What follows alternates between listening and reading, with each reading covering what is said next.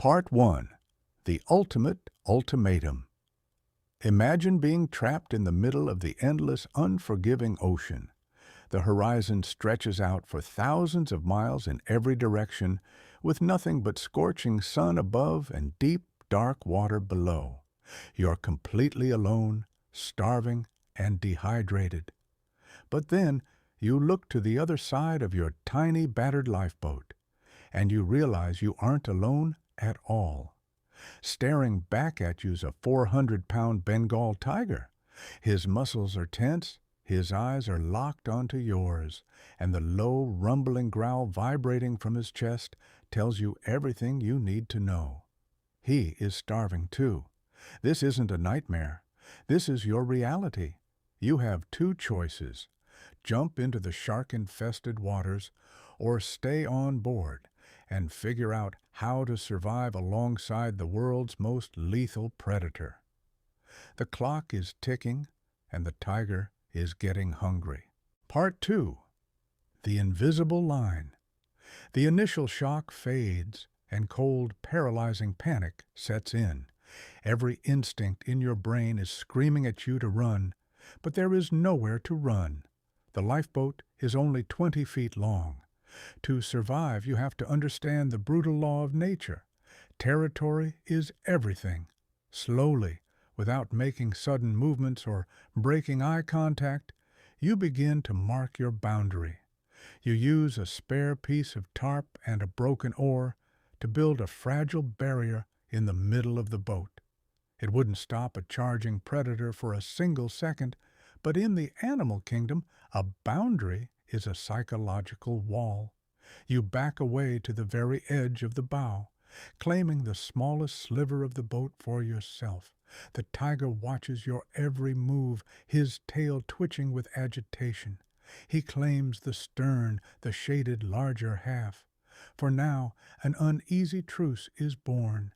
You have drawn a line in the sand, or rather, a line on the water. But as the sun begins to dip below the horizon and darkness creeps in, you realize the hardest part is just beginning. How do you sleep when a single step from your roommate means instant death? Part 3. The Battle for Dominance. The third day arrives, and the tropical sun is blinding. The heat is suffocating, but thirst is an even greater enemy. Your throat feels like sandpaper. You manage to collect a few drops of fresh water from the morning dew using a plastic sheet, but it's barely enough to wet your lips. Then you look across the barrier. The tiger is panting heavily, his massive tongue hanging out. He is suffering just as much as you are, and a suffering predator is unpredictable. Suddenly, the boat rocks violently. The tiger stands up, lets out a deafening roar that rattles your bones, and takes a step over your fragile boundary. The psychological wall has collapsed. He is testing you. In this moment, fear will get you killed. If you cower, you become prey.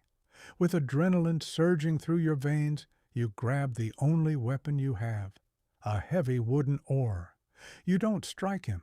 Instead, you smash it against the side of the boat, creating a loud, echoing crack, and shout with every bit of strength left in your lungs. You make yourself look as big and dangerous as possible. The tiger pauses. He locks eyes with you, measuring your resolve. For a terrifying 10 seconds, neither of you moves.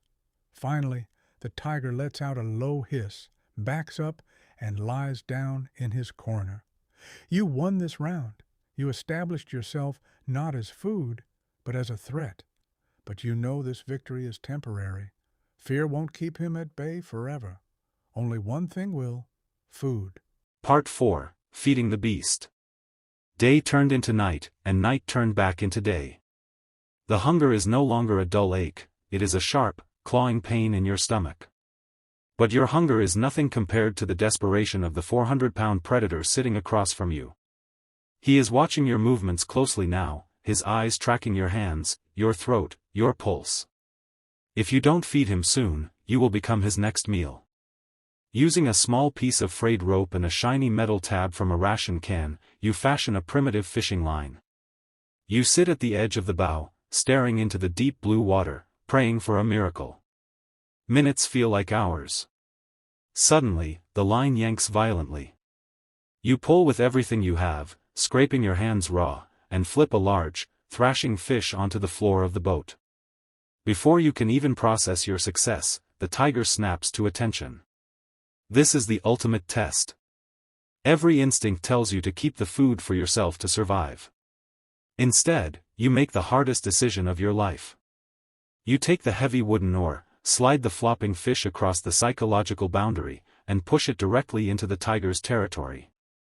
In a flash of fur and claws, the fish is gone. The tiger devours it in seconds, licking his chops, and then looks back up at you. But this time, the tension in his posture softens just a fraction. You realize the dynamic has shifted.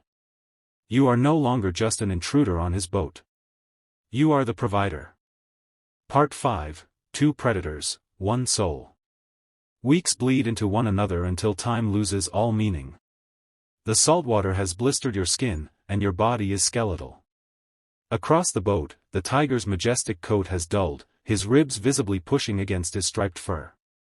Strangely, the blinding terror that defined your first days has transformed into something else entirely, a profound, silent understanding. You have developed a strict, unbroken routine. You fish for both of you. You split the rare rainfall down to the last drop. When the massive ocean storms hit, tossing your tiny lifeboat like a toy on giant waves, you both cling to the floorboards, paralyzed by the same primal fear.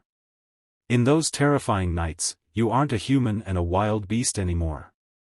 You are just two living breathing creatures trying to survive the wrath of the planet. You realize a beautiful, haunting truth: the tiger is the very thing keeping you alive. The constant need to stay alert, to fish, to provide, and to survive alongside him has kept your mind from slipping into madness. Without him, you would have given up to the loneliness and the sea days ago. He is your greatest threat, but he is also your only purpose. But the ocean is running out of patience, and your bodies are running out of time. As a thick fog rolls in, both of your strengths finally begin to fail. Part 6, The Shore of Tomorrow. The fog finally clears, revealing a sight you thought you would never see again: a dark, solid line on the horizon. Land. The waves gently push the battered lifeboat onto the soft sand of a deserted beach. After months at sea, the journey is over. You collapse onto the shore, your weak muscles trembling as you feel the solid earth beneath your fingers. You are finally safe. A few feet away, the tiger steps out of the boat. His massive paws sink into the sand. He doesn't attack, and he doesn't roar. Instead, he stops and stares into the deep, dense jungle ahead. For a brief second, the tiger turns his head and looks back at you. There are no goodbyes, no grand gestures. But in that final, lingering glance, there is an unspoken acknowledgement of the impossible bond you shared. You kept each other alive. With a silent stride, the magnificent beast disappears into the shadows of the trees, leaving you alone on the beach. You survived the unsurvivable. And as you watch the empty jungle, you realize that while you left the ocean behind, a piece of your soul will always remain out there in that boat, lost at sea with the tiger.